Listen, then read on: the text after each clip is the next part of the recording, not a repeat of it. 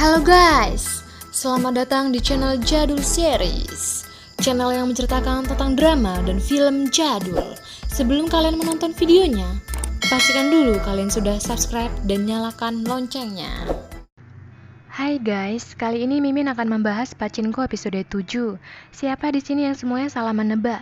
Ternyata episode 7 hanyalah mengisahkan perjuangan Hansu dari seorang guru matematika yang akan menjadi maklar seperti sekarang guys. Oh iya, Mimin akan menjelaskan, di dalam cerita ini nanti ada gempa bumi sebesar 7,9 skala liter. Melanda daerah Kato, Jepang. Lebih dari 100.000 orang meninggal dunia, termasuk juga orang Korea guys.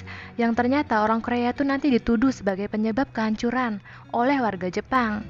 Warga Jepang main hakim sendiri. Mereka ini ya, akibat itu banyak orang Korea yang dibunuh, bahkan dibakar hidup-hidup loh guys, oleh orang Jepang itu. Menurut ilmuwan, jumlah korban orang Korea yang tinggal di Jepang bisa sampai ribuan guys. Oke, kita langsung saja. Scene diawali dengan Hansu yang baru saja pulang mengajar. Hansu pulang telat karena mengantar pesan dulu ke luar kota. Lalu mereka pun pergi ke sebuah acara gulat. Di situ mereka bertemu dengan Ryochi guys. Nanti Ryochi ini bakal menjadi peran penting di dalam ceritanya Hansu guys. Di sini bapaknya membanggakan anaknya dengan bilang Hansu lebih jago berhitung daripada saya. Hansu merendah untuk meroket dong, namun responnya Ryochi bilang hanya orang bodoh yang memuji anaknya sendiri. Lalu Ryochi bertanya, kapan bisa bekerja untuknya? Karena mencari seseorang yang cepat memakai Sui Poan.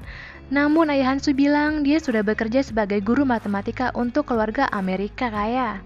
Apalagi kesempatan ini langka bagi orang Korea yang tinggal di Jepang. Dan juga keluarga Holmes tersebut baik kepadanya. Sekarang kita ke tahun 1923 di Yokohama. Di sini diperlihatkan Hansu yang sedang mengajar matematika ke Andrew. Kelihatan banget anaknya pemalas guys. Hansu pun menasehatinya. Saat itu ibunya Nyonya Holmes datang, dan Andrew pun punya ide untuk mengajak Hansu ke Amerika karena dia sangat membantu Diale tahun depan. Jika tidak diajak, dia nggak akan lolos. Ibunya pun bilang sepertinya itu ide yang bagus dan akan dibicarakan ke ayahnya.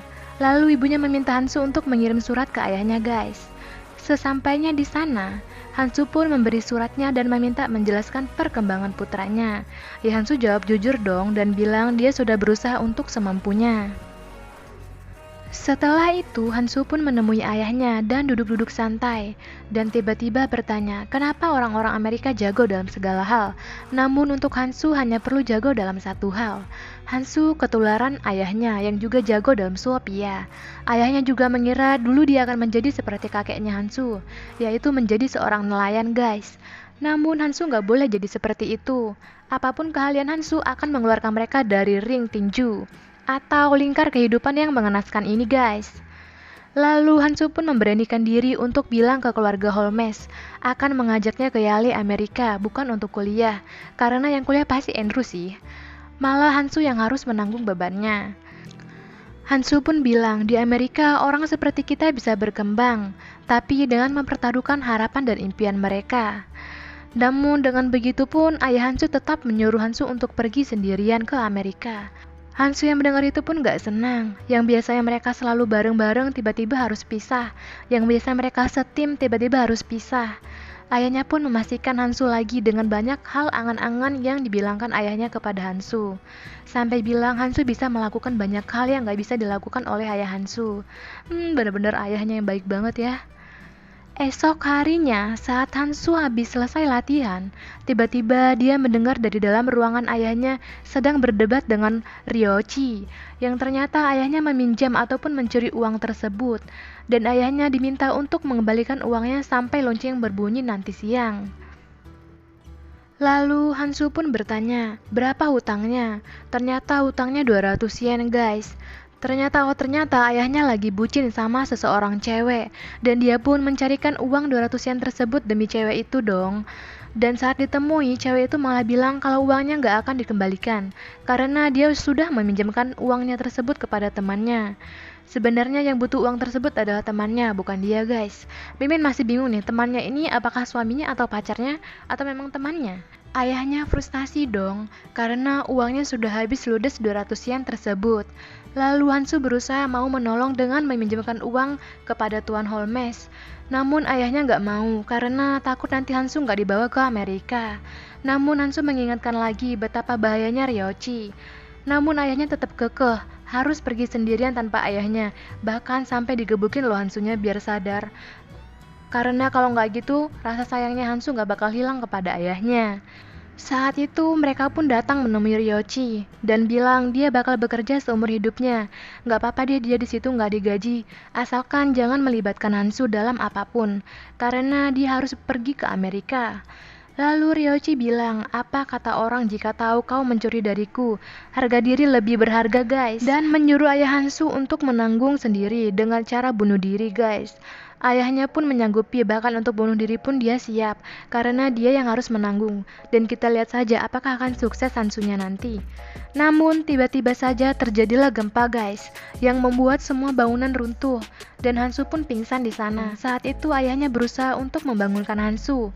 Namun ayahnya justru yang tertimpa bangunan yang membuatnya meninggal di tempat guys. Jam menunjukkan jam 12.10.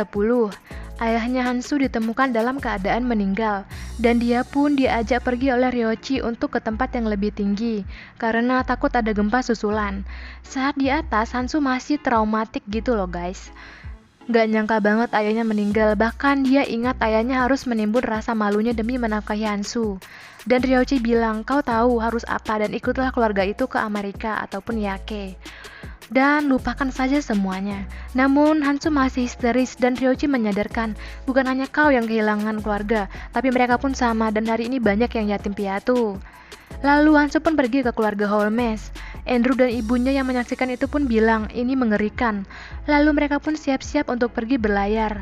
Namun Hansu mengingatkan jalanan sudah banyak yang hancur dan hanya membawa beberapa barang saja. Saat di sana, abu debu dan jalanan sudah nggak kelihatan dan mereka pun terpisah satu sama lain. Bahkan Hansu sampai pingsan loh guys, seperti setengah sadar gitu loh. Saat itu tiba-tiba dia melihat Ryochi dan pergi bersama Ryochi. Jam menunjukkan jam 8.48 PM. Dia menemukan Andrew dan Nyonya Holmes sudah meninggal dalam keadaan sedang berpelukan guys. Dan Hansu hanya mengambil jam arlojinya saja sebagai kenang-kenangan. Lalu mereka pun mampir ke sebuah kedai untuk istirahat sebentar. Namun tiba-tiba saja mendapat kabar kalau ada pelarian besar-besaran dari penjara Negishi. Di antaranya 300 orang tahanan Korea yang menuju ke sini. Mereka sudah lama merencanakan kabur. Kini mereka memanfaatkan bencana sebagai kedok dan mereka harus mati terkubur. Entah apa yang bakal mereka lakukan pada wanita dan anak-anak di jalanan nanti. Bahkan rumornya menyebar dengan bilang mereka juga menjarah. Bahkan bilang air sumur juga diracunin.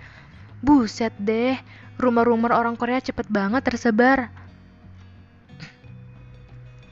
Dan saat di perjalanan, Hansu melihat sekelompok orang Korea yang gak bersalah dan ketakutan. Mereka mencari tempat untuk persembunyian karena dikejar-kejar dan mau dibunuh.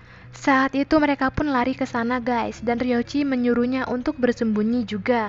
Lalu Hansu pun bersembunyi di dalam keranjang pedati. Dan benar aja dong, orang-orang Jepang datang membawa obor api. Lalu kakek itu memberitahu kalau mereka pergi ke arah sana. Namun ada salah satu orang yang gak percaya dan suruh untuk memeriksa. Namun tepat banget, tiba-tiba saja ada salah seorang yang menemukan 4 orang Korea tersebut. Dan tempat tersebut langsung dibakar guys. Gimana nggak menimbulkan rasa syok yang luar biasa dong. Hansu pun sampai mendengar teriak-teriak orang-orang yang terbakar api hidup-hidup. Mimin juga yang mendengarnya merinding banget loh guys, sumpah. Jam 2.12 AM ataupun tepatnya jam 2.12 subuh ya guys. Lalu mereka pun sampai ke suatu tempat guys. Ternyata semua keluarga Ryochi selamat dan mereka pun ketemu kembali. Lalu Ryochi mengajak Hansu juga untuk ikut karena dia harus membayar hutang ayahnya. Kisah diakhiri sampai dia sudah berada di tempat yang aman bersama pemukiman yang lain. Dan scene pun berakhir guys. Thank you untuk kalian yang sudah nonton. Jangan lupa untuk like, komen, dan juga subscribe-nya. Bye bye.